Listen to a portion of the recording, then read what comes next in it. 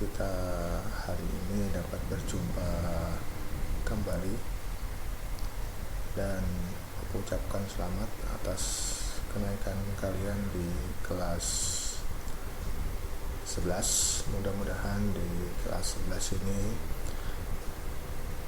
kalian dapat berprestasi, dapat belajar lebih baik lagi. Dan pada pertemuan kita yang pertama ini, mudah-mudahan kalian semua dalam keadaan sehat walafiat tanpa kurang suatu apapun, ya, sehingga dapat menyimak dengan baik materi pelajaran pada hari ini. Ya, Bapak ucapkan selamat datang di kelas biologi. Ya, kita terpaksa belajar secara daring karena masih dalam suasana pandemi atau wabah virus corona 19.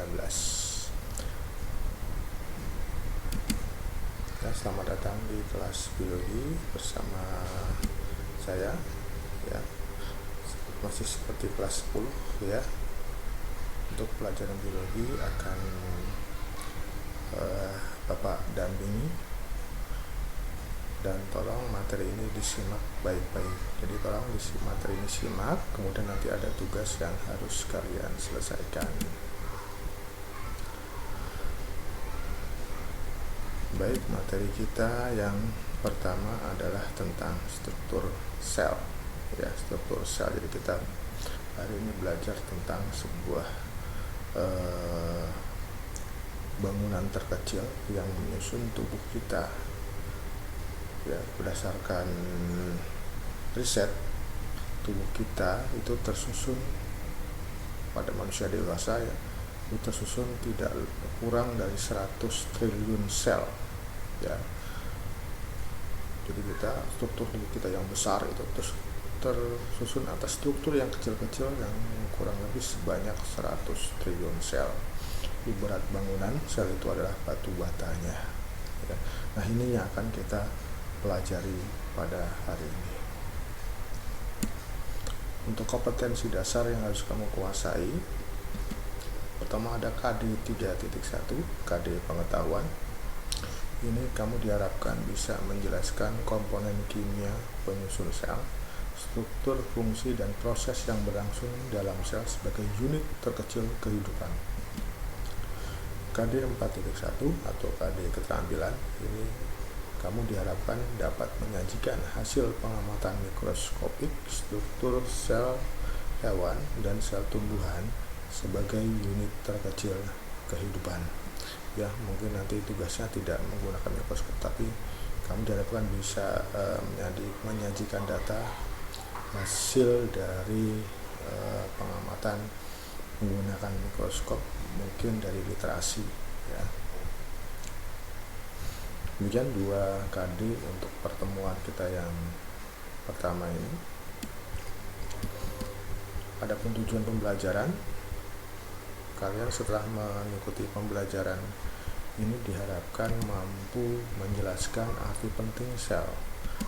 Yang kedua, mengidentifikasi komponen kimia penyusun sel. Yang ketiga, mendeskripsikan komponen-komponen penyusun sel.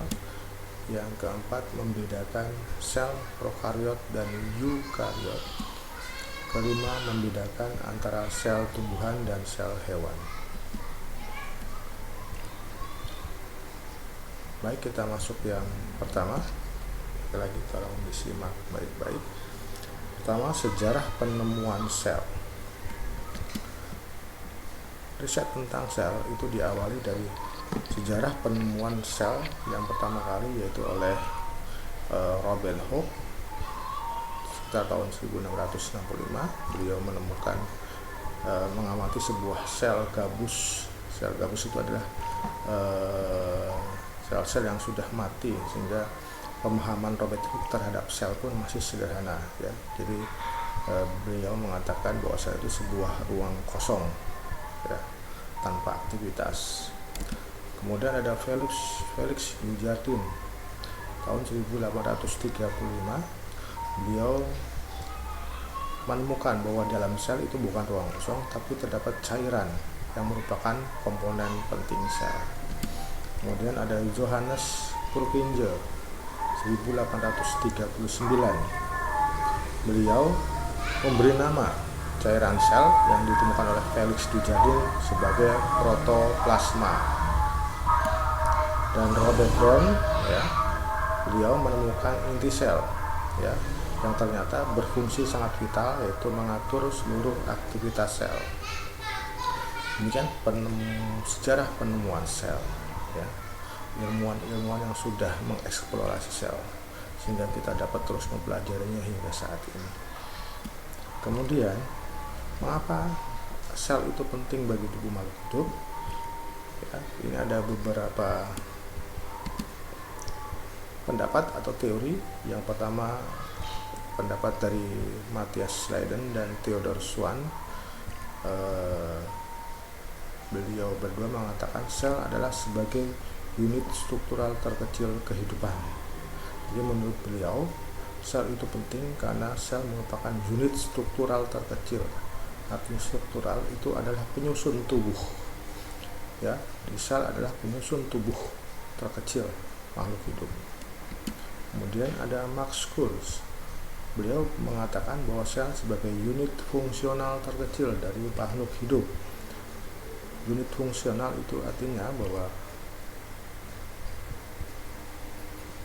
tubuh kita bisa hidup karena menjalankan berjalannya beberapa fungsi, seperti fungsi bernapas, fungsi bergerak, fungsi mencerna,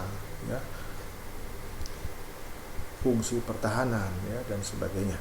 Itu karena sel-sel sebetulnya menjalankan fungsi-fungsi tersebut. Kita dapat tumbuh itu karena sel itu tumbuh. Kita dapat bernapas karena sel itu bernapas. Sehingga, atau dengan kata lain, kalau sel itu berhenti bernapas, kita pun berhenti bernapas. Itu yang disebut unit fungsional. Kemudian ada Rudolf Virchow, sel sebagai unit pertumbuhan terkecil. Jadi kita katakan unit pertumbuhan, kita bisa tumbuh karena sel-sel tumbuh.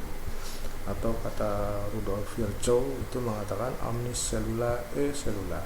Jadi sel itu berasal dari sel-sel sebelumnya yang memperbanyak diri.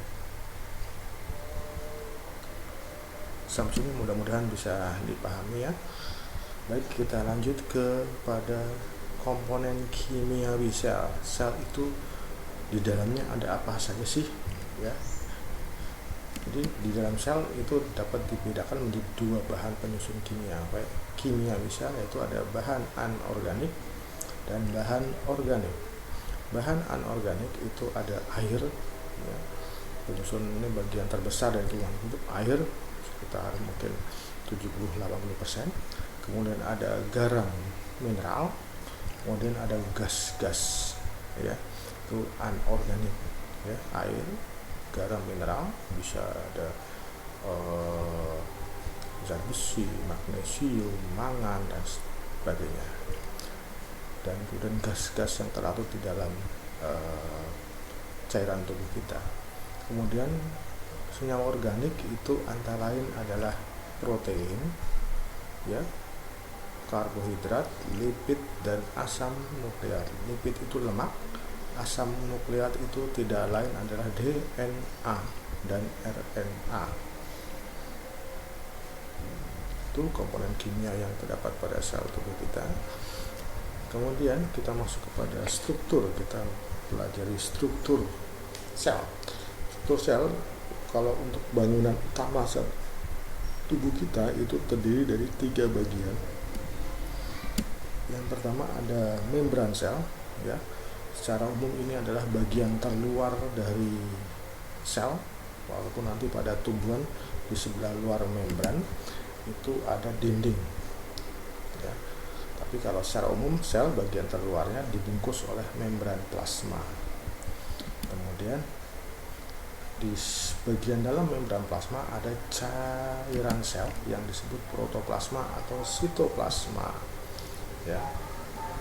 Kemudian yang berwarna hijau ini adalah inti sel atau nukleus yang di dalamnya terdapat kromosom biasanya ya, terdapat kromosom, dan dalam kromosom itu terdapat DNA ya, satu molekul penting pada tubuh kita karena yang mengatur sifat-sifat tubuh kita. Oke, kita masuk bahas satu persatu, yaitu membran plasma. Nah, ini membran plasma sudah saya jelaskan tadi, merupakan bagian terluar sel, membatasi bagian dalam dan lingkungan luar ya. Jadi dia membatasi bagian dalam dengan lingkungan luar, itu dibatasi oleh sel. Kemudian kalau rumah kita tembok ya, dinding itu pembatas, kalau sel itu membran. Kemudian merupakan selaput semi permeable, selaput yang bersifat semi permeable. Yang artinya semi permeable itu selaput yang hanya bisa dilalui oleh zat-zat tertentu, zat-zat yang ukurannya kecil biasanya ya, misalkan gas, dalam bentuk gas atau dalam bentuk larutan ion dan seterusnya. Tapi kalau dalam bentuk molekul organik, protein, karbohidrat, lemak ya, itu tidak bisa melintasi membran plasma. Fungsi membran plasma antara lain, satu, sebagai reseptor atau alat penerima rangsang dari luar ya. Kemudian melindungi isi sel agar tidak keluar ya. Mengontrol atau menseleksi zat yang keluar masuk. Jadi yang ada zat yang tidak boleh masuk dan ada zat yang boleh masuk, itu yang mengontrol atau menseleksi itu adalah membran sel. Kemudian sebagai tempat terjadinya beberapa reaksi metabolisme atau reaksi biokimia ya. Baik, ini kurang lebih ilustrasi membran sel dengan menggunakan mikroskop elektron ya. Ini membran sel ya. Ini sisi luar, ini bagian dalam ya. Jadi seperti ada dua lapis, ini lapis lemak, ada dua lapis lemak ya. Lemaknya bertipe fosfolipid ya. Ini bagian kepalanya ini fosfat, ini ekornya ini adalah lipid ya. Ada dua lapis, lapis luar dan lapis dalam. Kemudian terdapat juga suatu struktur yang menembus ya membran, yang disebut ini adalah senyawa protein. Biasanya molekul-molekul besar yang dapat melintasi membran sel melalui protein ini ya. Kemudian ada rantai-rantai karbohidrat ya, ini glikoprotein atau ini glikolipid. Kalau yang menempel pada protein namanya glikoprotein, kalau yang menempel pada lemak ini berarti glikolipid ya, gitu.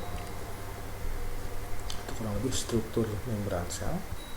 Jadi terdiri atas dua lapis lemak. Maka ada yang mengatakan lipid bilayer itu adalah struktur membran sel, lipid bilayer ya, atau lipid. Nah, ini lipid bilayer, lipid terangkap dua ya, dimana lipid atau lemaknya berjenis fosfolipid. Nah, seperti ini tadi ya, sama ya. Ini ada protein yang besar atau protein integral, kemudian ada juga protein ini, protein yang tidak menembus, ini disebut protein perifer, protein yang ada di permukaan ya. Kemudian ini ada protein juga, bentuk protein macam-macam ya, ada yang berbentuk seperti benang ya. Kemudian ada karbohidrat ini ya, ini berarti glikoprotein, ini glicoprotein ya. Dan seterusnya ya. Ini fosfor, sekali lagi ini fosfolipid, ini fosfolipid, fosfatnya, sedangkan yang benangnya ini lipidnya merah ini ya. Ini gabungannya fosfolipid ya. Bagian permukaan yang terdiri fosfat itu membran sel bersifat hidrofilik, atau filik itu artinya suka, jadi bagian yang suka air, bagian permukaan dari membran. Tapi bagian dalam yang merah ini, yang lipid, itu bersifat hidrofobik, tidak larut dalam air. Maka dikatakan bersifat, ini yang menyebabkan membran sel bersifat semi permeable ya. Dan perlu kalian pahami bahwa membran sel bukan struktur seperti kaku, seperti seng, seperti kayu gitu ya, tapi dia lentur. Bahkan terkadang protein ini bisa berpindah-pindah ya, tidak lokasinya tidak sehingga bisa berpindah ya tempat. Jadi sesuatu yang lentur, elastis. Nah, ini ilustrasi bagaimana sebuah molekul besar ya, molekul besar tertentu bisa melintasi sel ya melalui ini protein integral ya.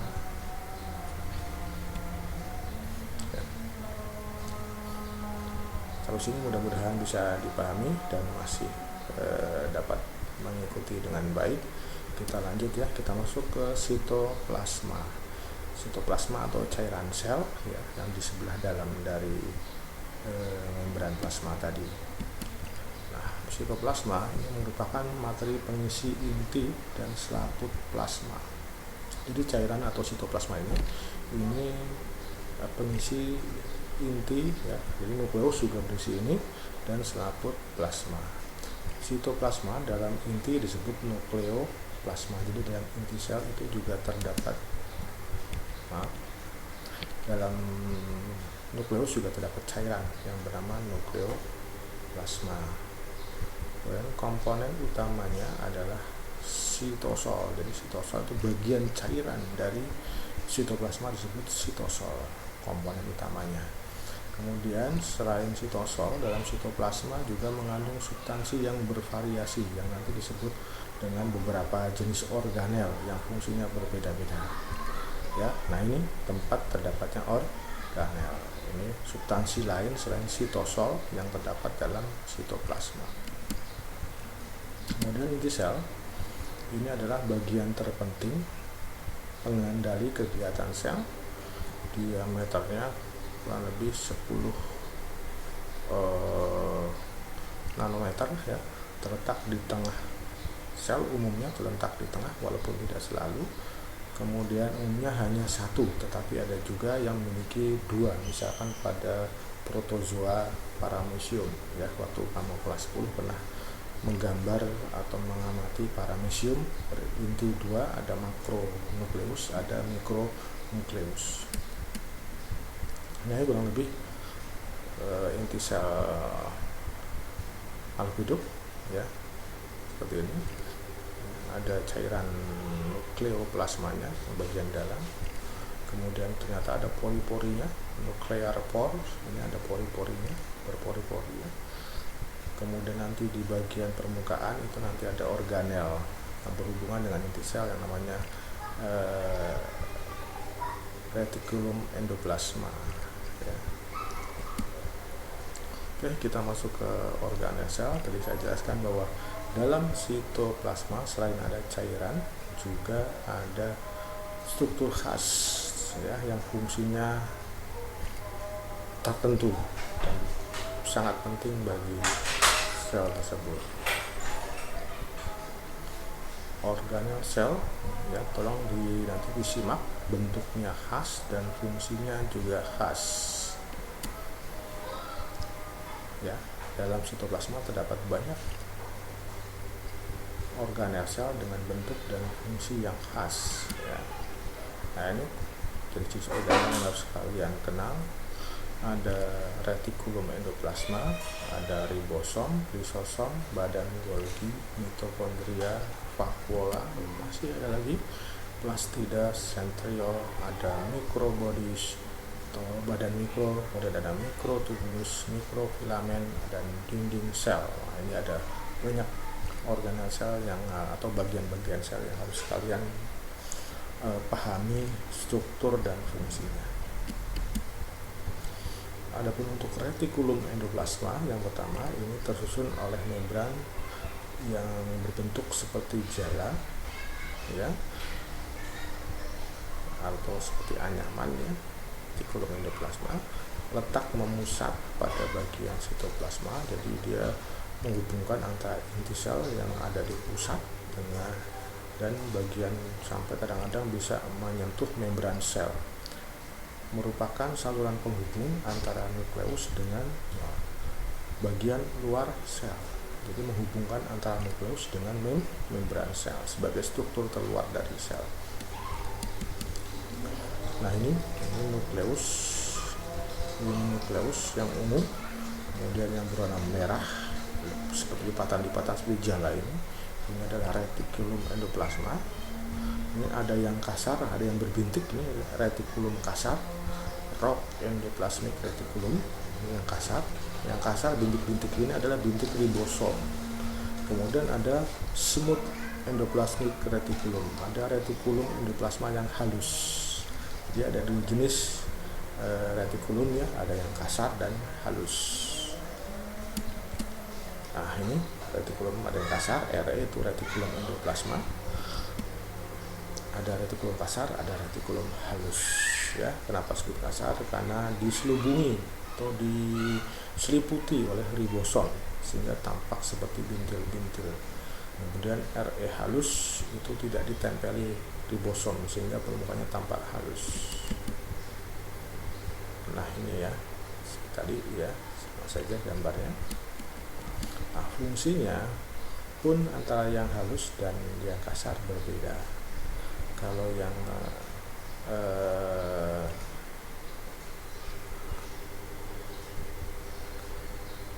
kasar itu berkaitan erat dengan fungsi ribosom, karena ribosom itu adalah tempat pembentukan atau sintesis protein. Yang kasar ya, ini kaitannya biasa dengan proses pembentukan protein. Seperti ini fungsinya menampung protein yang disintesis oleh ribosom dan disalurkan ke kompleks Golgi. Jadi merupakan penghubung antara ribosom dengan kompleks Golgi. Di kompleks Golgi biasanya protein akan dirakit menjadi senyawa yang lebih besar dan akhirnya dikeluarkan dari sel, disekresikan ya gitu. Kemudian untuk yang halus, ini fungsinya mensintesis lemak dan kolesterol, walaupun ini juga terjadi juga pada yang kasar. Kemudian transportasi molekul dari bagian sel yang satu ke bagian sel yang lain. Kemudian jadi erat kaitannya retikulum itu fungsinya dengan transportasi ya, terutama transportasi hasil molekul, hasil sintesis protein ya untuk yang kasar. Kemudian menetralkan racun atau detoksifikasi. Jadi organ-organ tubuh kita yang terkenal, misalkan liver itu kan dikenal sebagai organ yang melakukan detox. Berarti dalam sel liver itu banyak sekali retikulum endoplasmanya.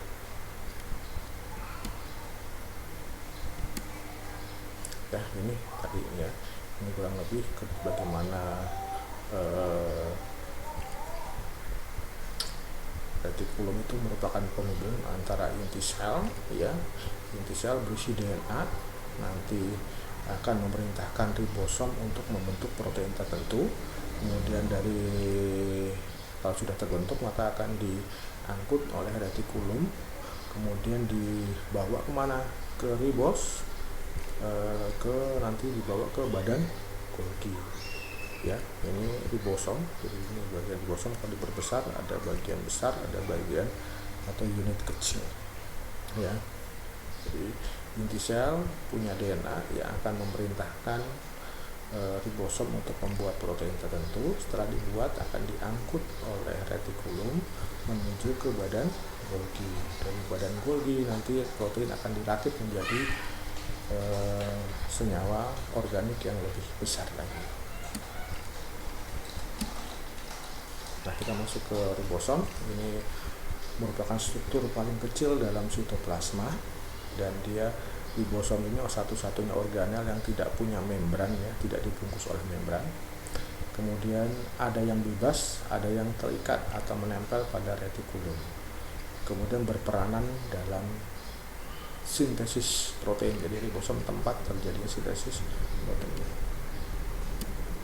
Dan kompleks Golgi ya, dijumpai pada hampir semua sel tumbuhan maupun hewan, tapi kadang-kadang di tumbuhan beberapa literatur menyebut sebagai diktiosom ya, kompleks Golgi itu. Kemudian tersebar dalam sitoplasma, merupakan komponen terbesar dalam sel ya.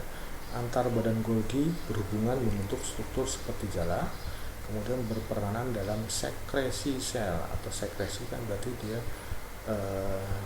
sekresi itu proses pengeluaran zat yang berguna bagi tubuh, misalkan enzim, hormon, itu berarti disekresikan oleh kelenjar tertentu. Nah, sel-sel kelenjar yang mensekresikan zat atau getah itu banyak mengandung kompleks Golgi atau badan Golgi, karena fungsi badan Golgi sebagai tempat sekresi sel. Jadi misalkan di pankreas itu banyak sekali badan Golgi. Nah, fungsi lain dari badan Golgi ya, tempat sintesis polisakarida atau pembentukan karbohidrat yang berukuran besar.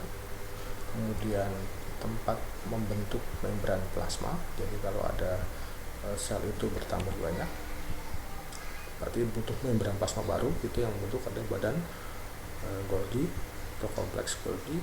Kemudian membentuk kantong sekresi untuk membungkus zat-zat yang akan dikeluarkan sel seperti protein, glikoprotein, karbohidrat, dan lemak. Jadi membentuk kantong ya, semacam membran juga ya, membran. Kemudian membentuk akrosom. Jadi ini bagian kepala dari sel sperma makhluk hidup jantan, itu bagian kepalanya itu seperti akrosom. Di situ banyak sekali enzim yang berguna untuk menembus sel telur ketika melakukan pembuahan. Jadi bagian kepala sperma itu, bagian ujung kepala sperma itu yang disebut akrosom, itu banyak sekali mengandung enzim yang berfungsi untuk menembus sel telur ketika fertilisasi, dan di situ banyak sekali badan Golginya. Nah, seperti ini struktur badan Golgi.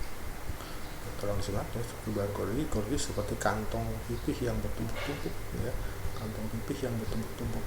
Nah, kemudian ada badan Golgi itu bisa melepaskan bulatan-bulatan kecil, ini yang disebut vesicle ya, yang disebut vesicle. Ini yang ketika sudah mensintesis suatu zat yang sudah jadi enzim atau hormon, itu nanti akan dimasukkan ke vesicle. Vesicle ini akan keluar menuju ke membran sel ya, dan ini ya, jadi vesicle ini akan menuju ke membran sel untuk mensekresikan zat yang dihasilkan oleh badan Golgi. Dan lisosom ini merupakan membran kantong kecil, membran yang berupa kantong kecil yang berisi enzim hidrolitik. Enzim hidrolitik itu artinya enzim yang bersifat memecah ya, memecah apapun. Maka lisosom itu sering disebut juga sebagai enzim yang bisa mencerna apapun yang masuk ke dalam sel, akan dihancurkan oleh lisosom ya. Lisosom berbentuk agak bulat, dibatasi membran tunggal. Jadi membrannya hanya satu ya. Terdapat pada semua sel hewan, terutama sel yang bersifat fagosit. Misalkan sel darah putih kita itu banyak mengandung lisosom ya. Lisosom tidak dimiliki oleh sel tumbuhan ya, lisosom tidak dimiliki oleh sel tumbuhan, hanya dimiliki oleh sel hewan. Fungsi lisosom ya, tadi saya katakan banyak mengandung enzim hidrolitik atau enzim yang bisa mencerna molekul-molekul besar yang masuk ke dalam sel ya. Maka fungsinya dia adalah melakukan pencernaan intrasel ya, melakukan kemudian autofagi, jadi menghancurkan struktur yang sudah tidak terpakai lagi, yang struktur yang sudah tidak dikehendaki lagi dalam sel akan dihancurkan oleh lisosom. Kemudian melakukan eksositosis, pembebasan enzim keluar sel. Kemudian autolisis, ini menghancurkan diri sel dengan membebaskan enzim lisosom ya, keluar ke dalam cairan sel sitoplasma. Nah, kalau enzim hidrolitik tadi sudah keluar dari lisosom, maka apapun yang ada dalam sitoplasma akan hancur ya, termasuk membran. Kalau membran selnya sudah terkena enzim hidrolitik, maka membran selnya akan hancur. Akhirnya sel itu hancur. Ini yang terjadi pada hilangnya ekor katak ya. Ketika katak muda menjadi katak dewasa itu kan ada proses penghilangan ekor, itu karena peristiwa autolisis. Jadi pada ekornya, sel-sel ekor, lisosomnya pecah. Kemudian juga lisosom berfungsi menghancurkan senyawa karsinogenik ya. Karsinogenik senyawa yang menyebabkan kanker ya. Kurang lebih itu fungsi lisosom, mudah-mudahan bisa dipahami ya. Fungsinya organel yang kecil tapi fungsinya luar biasa. Kemudian ada badan mikro, ini menyerupai lisosom tapi ukurannya lebih kecil, bentuk agak bulat, diselubungi membran tunggal, berisi enzim katalase dan oksidase. Nanti ada dua jenis badan mikro, ada peroksisom dan glioksisom ya. Kalau peroksisom banyak terdapat pada sel hewan, kalau glioksisom bisa pada biji-bijian. Mitokondria, nah ini organel penting pada tubuh makhluk hidup, sering disebut sebagai power of house ya, atau rumah tenaga. Jadi dia penghasil energi. Bentuknya bulat panjang seperti tongkat atau lonjong, seperti kapsul ya, dibatasi dua lapisan. Nah ini kalau ini bermembran rangkap, ada membran luar, ada membran dalam. Beda dengan ribosom, tidak bermembran. Kemudian membran dalam membentuk lipatan-lipatan yang disebut krista ya. Membran dalamnya berlipat-lipat disebut krista. Kemudian ruangan dalam berisi cairan yang disebut matriks ya, yang kaya akan enzim-enzim pernapasan, dan juga di dalamnya terdapat DNA, RNA dan protein.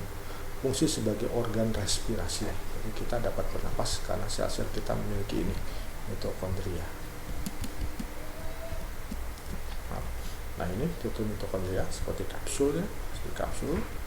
Ada membran luar dan ada membran dalam yang berlipat-lipat ya. Membran dalam ini disebut krista ya, dalam ini disebut krista, dan dia juga punya ribosom sendiri, punya DNA sendiri. Ini ribosom ini dengan pengamatan mikroskop aslinya ini ya. Kalau ini sudah animasi, ini aslinya seperti ini ya. Nah seperti ini ya, ada inner membran, membran dalam yang berlipat-lipat, ada outer membran ya, dan di dalamnya sini ada cairan yang disebut matriks. Kemudian kloroplas, ini kloroplas sebetulnya adalah salah satu jenis plastida ya, plastida yang berwarna hijau karena di dalamnya ada klorofil ya. Hanya terdapat pada tumbuhan dan alga. Jadi plastida itu hanya terdapat pada tumbuhan dan kelompok alga atau ganggang. Mengandung pigmen, kalau kloroplas berarti mengandung pigmen klorofil, zat hijau daun ya. Kemudian tempat berlangsungnya fotosintesis ya. Kloroplas itu tempat berlangsungnya fotosintesis karena ada klorofil ya.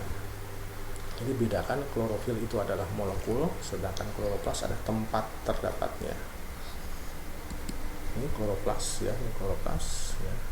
Bermembran rangkap ya, ada membran luar, ada membran dalam yang merah. Kemudian di dalamnya ada suatu struktur yang bertumpuk-tumpuk yang namanya grana. Disinilah terdapat klorofil. Nah ini ya sama dengan mitokondria, bermembran rangkap ya. Ini grana. Kemudian cairannya disebut stroma ya. Ini kalau satu tumpuk namanya grana, tapi kalau satu struktur ini yang disebut struktur seperti koin ya, itu disebut tilakoid. Kemudian ada sentriol, sel hewan ya. Sentriol ini hanya dimiliki oleh sel hewan ya, sel hewan dan beberapa mikroorganisme serta tumbuhan tingkat rendah ya, mengandung dua sentriol ya. Jadi memiliki dua sentriol, terletak biasanya dekat nukleus ya, dekat nukleus, berjumlah satu pasang ya, atau dua, terdiri dari sebaris silinder 9 mikrotubulus. Jadi sentriol ini terdiri atas mikrotubulus. Mikrotubulus itu tubulus itu batang-batang halus tubulus itu. ya dalam sel tubuh kita. Seperti ini susunannya ya. Ini sentriol ya. Kemudian berperan dalam pembelahan sel. Jadi pembelahan sel itu di aktori gitu ya oleh sentriol. Jadi nanti sentriol berfungsi membentuk yang disebut spindle atau benang-benang pembelahan, mungkin waktu SMP pernah ya. Atau nanti kita bahas lagi di kelas 12. Kemudian ada dinding sel. Dinding sel itu hanya dimiliki oleh tumbuhan. Kemudian ada juga pada bakteri, alga, dan fungi. Dia merupakan struktur di luar membran sel. Jadi kalau pada tumbuhan, struktur terluar bukan membran plasma tapi dinding sel. Kemudian menyebabkan sel, dengan adanya dinding ini menyebabkan sel tidak dapat tumbuh, memang tidak dapat tumbuh dan berkembang secara bebas layaknya sel hewan ya. Dengan adanya dinding sel maka sel itu menjadi kaku ya, tidak lentur, tidak bebas. Kemudian tersusun atas senyawa-senyawa ini ya. Dinding sel terbuat dari senyawa polisakarida. Ada yang dari pektin, ada dari selulosa, ada yang dari hemiselulosa, ada dari zat lignin, ada dari kitin misalkan pada jamur, kemudian ada peptidoglikan misalkan pada dinding sel bakteri. Fungsi dari dinding sel itu adalah memberi bentuk sel, kemudian melindungi bagian dalam sel dari pengaruh lingkungan, dan juga menjaga agar tidak mudah pecah akibat masuknya air yang berlebihan ya. Kemudian ada struktur vakuola. Vakuola itu terdapat pada sel tumbuhan, dan ya, vakuola itu merupakan struktur terbesar dalam sel tumbuhan ya. Bahkan sel tumbuhan itu tegang atau kendur itu tergantung dari keadaan vakuola ya, ini ya. Kalau vakuola ini penuh dengan air maka sel itu juga akan tegang ya. Jadi suatu ruang dalam sel yang berisi cairan berupa rongga yang diselimuti membran tonoplas. Jadi membran tonoplas itu adalah membran vakuola. Cairan dalam vakuola berisi air yang di dalamnya terlarut beberapa zat penting seperti enzim, kemudian lemak, ada alkaloid, kemudian ada beberapa jenis garam mineral, kemudian asam-asam organik, asam amino, glukosa, dan lain-lain. Nah, ini fungsi dari vakuola banyak ya, tempat menyimpan cadangan makanan, tempat menyimpan pigmen, tempat menyimpan minyak atsiri, misalnya minyak kayu putih gitu ya. Kemudian mengatur turgiditas. Turgiditas itu ketegangan sel tumbuhan. Itu ternyata diatur oleh vakuola. Jadi dikatakan sel turgid, berarti sel itu tegang karena vakuolanya penuh dengan air. Kemudian tempat menyimpan metabolit sekunder seperti getah, alkaloid, tanin, dan lain-lain. Itu fungsi vakuola yang merupakan gudang dari sel tumbuhan, gudang disebut storage. Kemudian tipe sel ada dua jenis ya. Ada tipe, tolong dipelajari dengan baik, ada tipe prokariot misalkan bakteri, kemudian ada tipe eukariot. Prokariot seperti apa? Nah, ini misalkan pada bakteri ya, ini adalah sel bakteri. Kemudian ada sel tipe eukariot, misalkan sel tumbuhan dan sel hewan itu bertipe eukariot. Prokariot itu artinya kariot itu inti, intinya masih sederhana. Sedangkan eukariot berarti intinya sudah itu sejati. Ya, itu artinya sejati, sudah bersel sejati, sudah sel yang masih sederhana. Oke, berikutnya ya, ini tolong dipelajari lagi ya. Masuk. Nah, ini perbedaan antara prokariot dan eukariot ya. Silakan dipelajari, tapi intinya adalah kalau prokariot itu pada keadaan nukleusnya. Kalau prokariot tidak memiliki membran inti ya, nukleoplasmanya tidak membran intinya tidak ada. Kalau eukariot memiliki membran inti, maka disebut berinti sejati karena sudah memiliki inti, sudah memiliki membran inti. Kemudian ada prokariot itu tidak punya mitokondria, tidak punya plastida, tidak punya retikulum, tidak punya badan Golgi ya. Sementara eukariot itu ada mitokondria, ada kloroplas, ada badan Golgi, ada retikulum, hampir lengkap. Ya. Kemudian karena tidak punya mitokondria, maka prokariot bakteri itu memiliki lisosom, memiliki mesosom sebagai pengganti mitokondria. Ya. Itu kurang lebih perbedaan antara prokariot dan eukariot.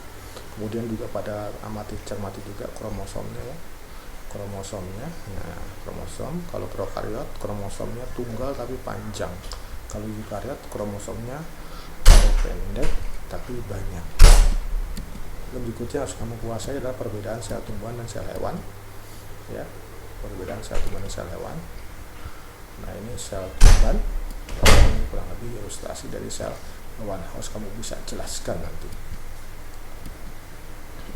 Nah, kurang lebih ini perbedaannya. Yang pertama pada ukuran, sel hewan lebih kecil, sel tumbuhan relatif lebih besar.